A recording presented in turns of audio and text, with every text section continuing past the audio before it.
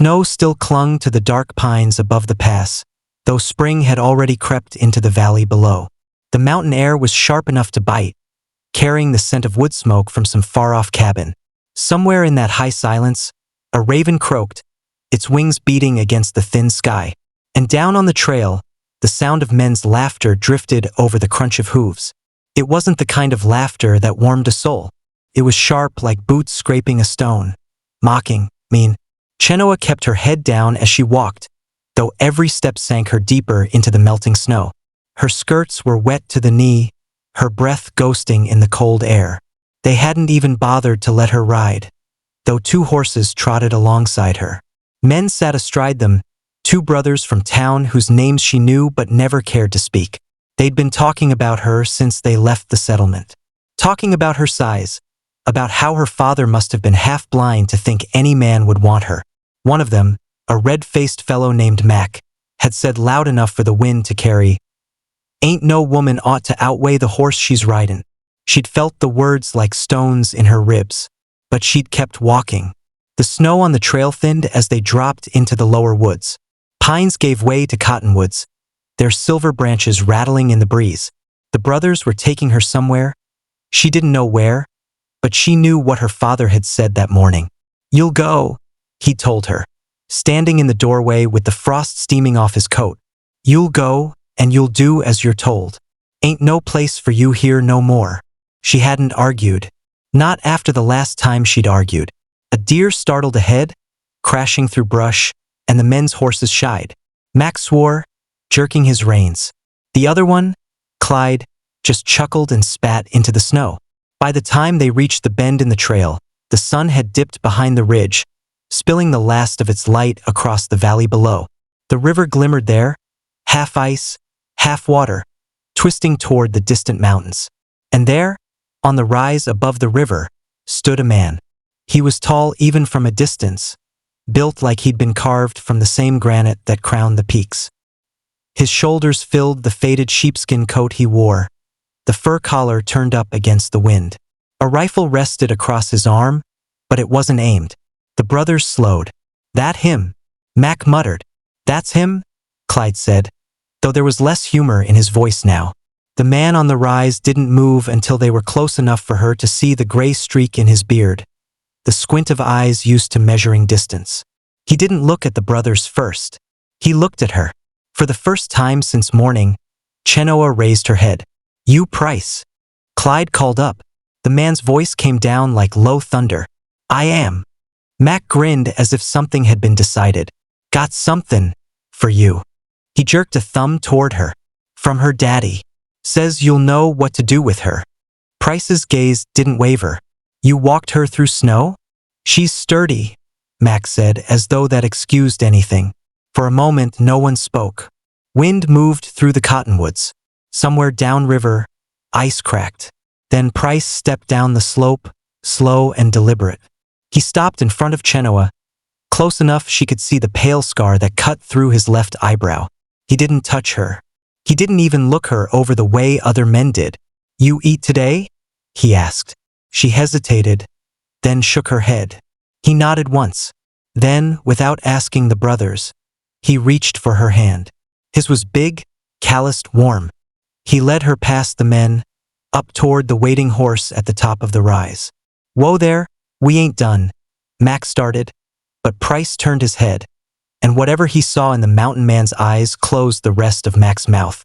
Price lifted her as though her weight meant nothing at all. The saddle creaked under her, the horse shifting gently beneath her boots. Chenoa sat there, breath clouding in the cold air, watching as Price took the reins. The brothers didn't follow. The man turned his horse toward the trees, leading them away from the trail. She didn't know if she should thank him or ask where he was taking her. All she knew was that his hand stayed steady on the bridle, and he didn't look back. By the time the last light faded, the only sound left was the steady rhythm of hooves in snow. The fire in Price's cabin was the first real warmth Chenoa had felt in days. It snapped and hissed in the stone hearth, throwing light across the rough-hewn walls. Shadows danced over shelves stacked with jars, tins, and neatly folded wool blankets. The air smelled of pine pitch and something savory simmering in an iron pot. She sat on a bench near the fire, skirt edges drying in the heat, hands curled into her lap. Price had said little since they arrived, save for telling her to sit and pulling the pot off the hook to ladle out stew. When he finally set the steaming bowl in front of her, she hesitated, eyes flicking from the spoon to his face. "Eat," he said simply, the word low and steady. She did, and the first mouthful nearly undid her. Potatoes, carrots, chunks of venison, real food, hot and heavy in her stomach. She ate in silence, the only sound the fire and the slow scrape of his chair as he settled across from her. "You got a name?" he asked after a while. "Chenoa," she murmured. His eyes narrowed slightly, like he was turning the name over in his mind. "Your father didn't say much, just that you were mine to take." Her stomach tightened, though the stew was warm in her belly. "I didn't know I was coming here until this morning." He didn't seem surprised. Figures. Silence stretched between them. Outside, the wind shifted, pressing snow against the window. Price leaned back in his chair, resting one hand over the knee of his buckskin trousers. "Town's gonna have talk about this." Her spoon froze halfway to her mouth. "Why?" "Because your daddy's been in with the Braddock brothers," he said, "and they got no love for me. Seen to it I don't set foot near the trading post unless I want trouble." She remembered the laughter on the trail, the way Mac's eyes had lingered. "They said they were taking me to you as payment for something." Price's jaw worked, a faint muscle ticking at his temple. "They didn't say what?" She shook her head. "That's the trouble with men like that," he muttered. "They like to make things look one way when the truth's another." The wind rattled the cabin door, and both of them turned to look. A faint unease passed over his face, gone as quick as it came. "You tired?" he asked. She was, though she wasn't sure she wanted to sleep in a stranger's home. But exhaustion was pulling at her, and she nodded. He rose, pulled a quilt from the shelf, and gestured to the small bed in the corner. "You take that. I'll keep to the chair." She hesitated. "Why?" "Because I didn't bring you here for the reason they think." Her chest tightened at his words, not with fear, but with something she couldn't name. That night, the wind carried strange sounds down from the ridge. Hooves, far off. A whistle that wasn't made by any bird. In the morning, Price went out to fetch wood, and when he came back his expression was darker than she'd yet seen it. "Word spread faster than I thought," he said. "Braddock brothers been telling folks I stole you. Won't be long before someone comes to see about it." Chenoa's heart thudded against her ribs. "What will you do?" He met her eyes for a long moment. "Guess we'll find out." By late afternoon, the clouds had dropped low over the mountains, muting the light and swallowing the peaks. The air carried the heavy stillness of weather about to turn, but it wasn't the storm that had Price glancing toward the window every few minutes.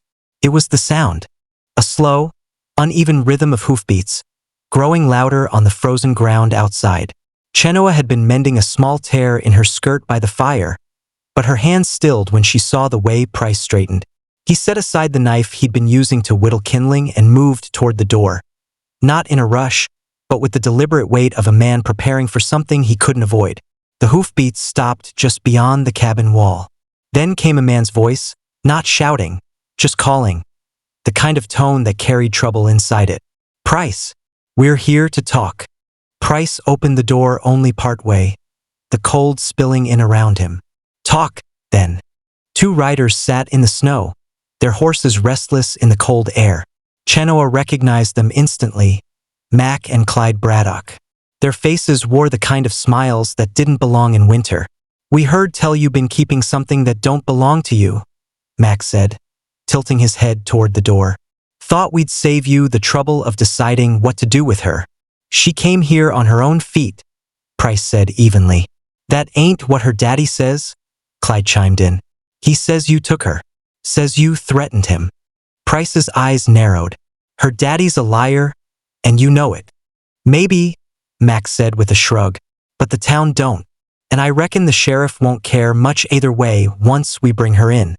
From her place by the fire, Chenoa could feel the tension stretching tight in the doorway, as if the air itself was holding its breath. Price didn't move. "You're not taking her." The smile slipped just enough to show the steel beneath. Clyde's hand brushed the butt of his pistol. You sure you want to set yourself against the whole valley for her? Price's voice stayed calm, but it carried weight.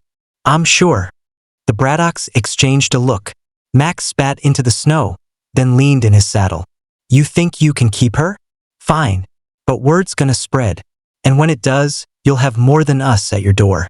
They turned their horses without another word, hoofs crunching away into the trees. Price watched until they were gone, then closed the door and slid the heavy bar across it. Chenoa rose slowly, her sewing forgotten. They'll come back. Not just them, Price said, moving to the window. The way they're talking, they'll make it sound like I'm holding you against your will. Folks will come expecting to be heroes.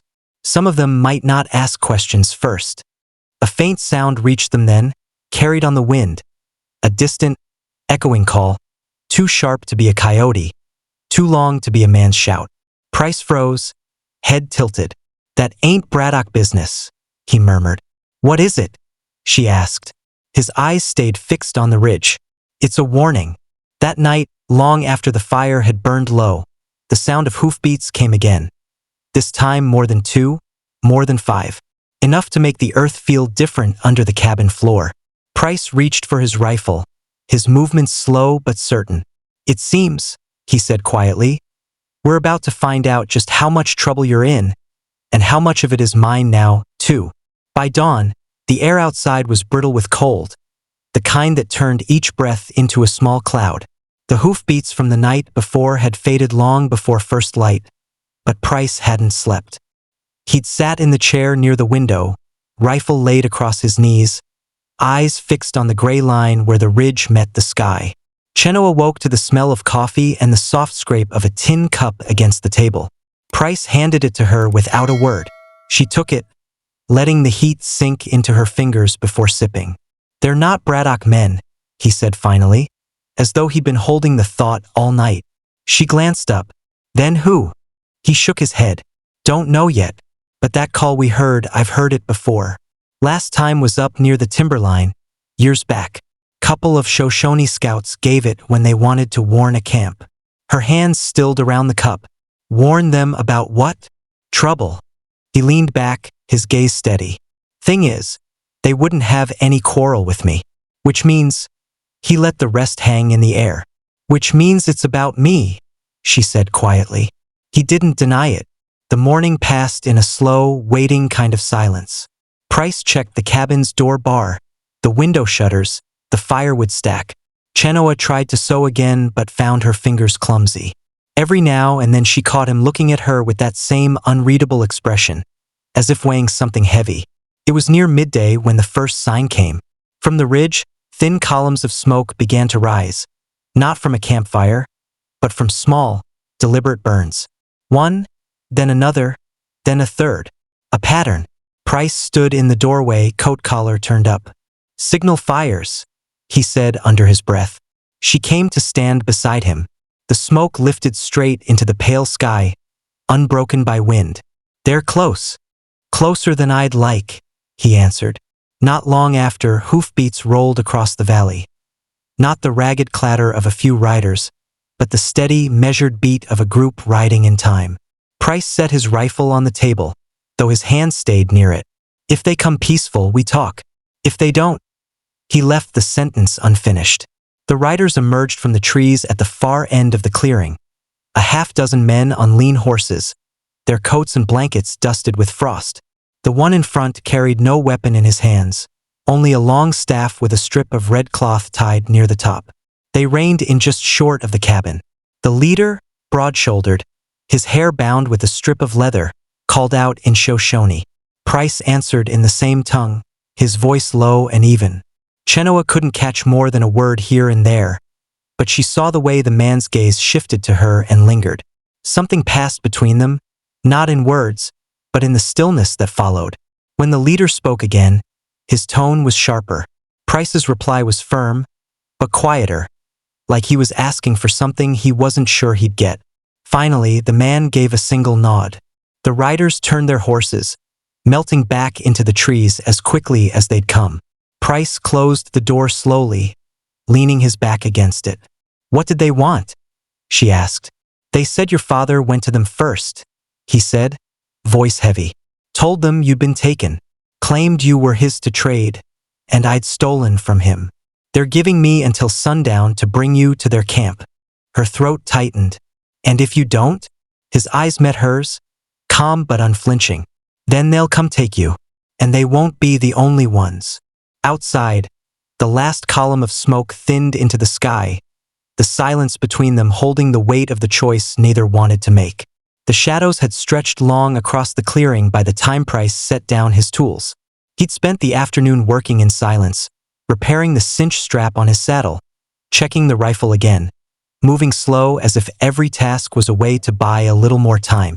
Chenoa had stayed inside most of the day, folding and refolding the quilt on the bed, listening for hoofbeats she hoped wouldn't come. The light through the small window was turning gold when Price finally spoke. "They'll be expecting me to ride in with you before the sun drops," he said. "If I go empty-handed, they'll see it as an insult." Her heart pounded. "Then you're taking me?" He shook his head. "No. I said I'd protect you. That hasn't changed." She stepped closer. "If you don't take me, I know what they'll do." His voice was low but steady. "That's why I'm going alone." Her fingers twisted in the edge of her skirt. "You can't face them by yourself." A faint smile tugged at the corner of his mouth, but it didn't reach his eyes. "I've faced worse than words and stares. What matters is you not being there when they decide which story to believe." Before she could answer, a sound broke through the quiet. The same sharp, drawn-out call they'd heard before, but closer now, just beyond the trees. Price grabbed his coat from the peg and slung the rifle over his shoulder. "Stay inside. Bar the door. If you hear more than one set of hoofbeats, you go out the back and keep to the creek bed until you can't see the cabin." She stared at him. "Price, do it," he said, and then he was gone, stepping into the late light like a man walking toward something he'd already accepted. From the doorway, she watched him mount his horse and ride toward the ridge where the smoke had been earlier. The sun caught on the silver in his hair, the dust on his coat, and then he was swallowed by the trees. The cabin felt too still without him. Every pop from the fire made her flinch. She moved to the window, scanning the clearing, but the only movement was the shifting light as the sun slipped lower. Minutes stretched into what felt like hours. Then, from far off, came a low, rolling sound. Not the measured hoofbeats of a small group, but a gathering, the rumble of many horses moving together. When they appeared, it was from the opposite side of the ridge, not where Price had gone. At least a dozen riders, their silhouettes cutting against the dying sun. At their head was Mac Braddock. He swung down from his horse like he owned the ground beneath him, grinning up at the cabin. "Evenin', Chenoa," he called, voice carrying in the still air. "Looks like you've been keepin' the wrong company." Her hand tightened on the edge of the shutter. "Price ain't here to hide you now," Mac went on. "Best come out before we fetch you ourselves." Somewhere beyond the ridge, faint but unmistakable, she thought she heard another sound, the heavy beat of one horse moving fast. And for the first time since Price had left, she didn't know whether to pray he'd make it back in time, or that he'd stay away.